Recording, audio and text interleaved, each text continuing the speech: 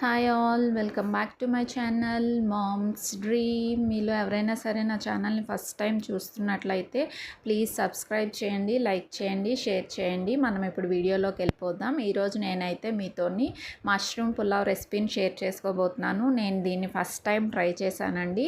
ఈ రెసిపీ అనేది హిట్ అయిందా ఫ్లాప్ అయిందా అనేది నేను వీడియో ఎండింగ్లో చెప్తాను. సో వీడియో ఎండింగ్ వరకు చూడండి, ఎవరు స్కిప్ చేయకండి. మనం ఫస్ట్ అయితే మష్రూమ్స్ని నీట్గా వాష్ చేసుకోవాలండి. నీట్గా వాష్ చేసుకొని పైన బ్లాక్ లేయర్ అంతా నీట్గా క్లీన్ చేసేసి దాన్ని మనం స్లైసెస్గా కట్ చేసుకొని ఒక సైడ్ పెట్టుకుంటామండి. ఇప్పుడు మనం ఒక ప్యాన్ పెట్టుకొని దానిలో ఆయిల్ ఇంకా గీని వేసుకొని కొంచెం వేడైన తర్వాత మన బిర్యానీ స్పైసెస్ అన్నీ ఉంటాయి కదా, బిర్యానీ ఆకు, లవంగాలు, దాల్చిన చెక్క, ఇంకా ఏలకలు, కొంచెం షాజీరా వేసుకుని అవి కొంచెం ఫ్రై అయిన తర్వాత మనం ఆనియన్స్ని స్లైసెస్గా కట్ చేసుకొని వేసుకోవాలండి. వేసుకున్న తర్వాత కొంచెం ఆనియన్స్ అనేవి లైట్ బ్రౌన్ కలర్ వచ్చిన తర్వాత మనం 2 టమాటోస్ని కట్ చేసుకొని వేసుకోవాలండి. ఇవన్నీ టమాటోస్ కొంచెం మెత్తగా అవ్వాలండి. మెత్తగా అయిన తర్వాత మనం దీనిలో అల్లం వెల్లుల్లి పేస్ట్ 1 స్పూన్ వేసుకొని అల్లం వెల్లుల్లి పేస్ట్ బాగా వేగిన తర్వాత మనం మష్రూమ్స్ని క్లీన్ చేసుకొని పెట్టుకున్నాం కదా, ఆ మష్రూమ్స్ అన్నిటిని యాడ్ చేసుకొని దీనిలో మనం ఇప్పుడు పసుపు, ఇంకా ఉప్పు, ఇంకా కారం, మన టేస్ట్కి తగినట్టుగా కారం వేసుకొని దానిలో కొంచెం ధనియా పౌడర్, ఇంకా గరం మసాలా పౌడర్ వేసుకోండి.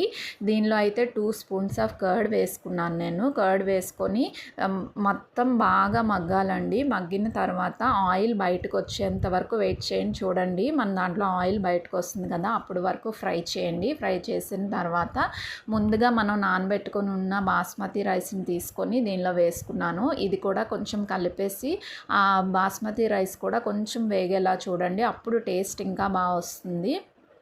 కొంచెం వేగిన తర్వాత మనం ఒక గ్లాస్ బాస్మతి రైస్కి 1.5 గ్లాస్ వాటర్ వేసుకోవాలండి. నేను ఇప్పుడు చూపిస్తున్నాను కదా, ఆ గ్లాస్తో నేను 2 గ్లాసెస్ ఆఫ్ బాస్మతి రైస్ తీసుకున్నాను. So 3 glasses of water add చేసుకున్నాను. యాడ్ చేసుకున్న తర్వాత కలిపేసి దీనిలోని ఇప్పుడు సాల్ట్ టేస్ట్ చూసుకొని ఇక్కడ అడ్జస్ట్ చేసుకొని మూత పెట్టి మీడియం ఫ్లేమ్లో పెట్టి కాసేపు ఉడకనివ్వండి. ఉడికిన తర్వాత ఇప్పుడు చూపిస్తున్నాను చూడండి, ఇంకా కొంచెం చెమ్మగా ఉంది కదా, మళ్ళీ మూత పెట్టుకొని లో ఫ్లేమ్లో పెట్టి ఒక 10 మినిట్స్ అలా వదిలేస్తే మనకి మష్రూమ్ పులావ్ అనేది రెడీ అయిపోతుందండి.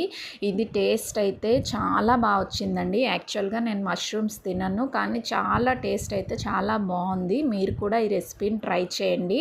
మీ రెసిపీ ఎలా వచ్చిందో నాతో కామెంట్స్లో షేర్ చేసుకోండి. Thank you for watching.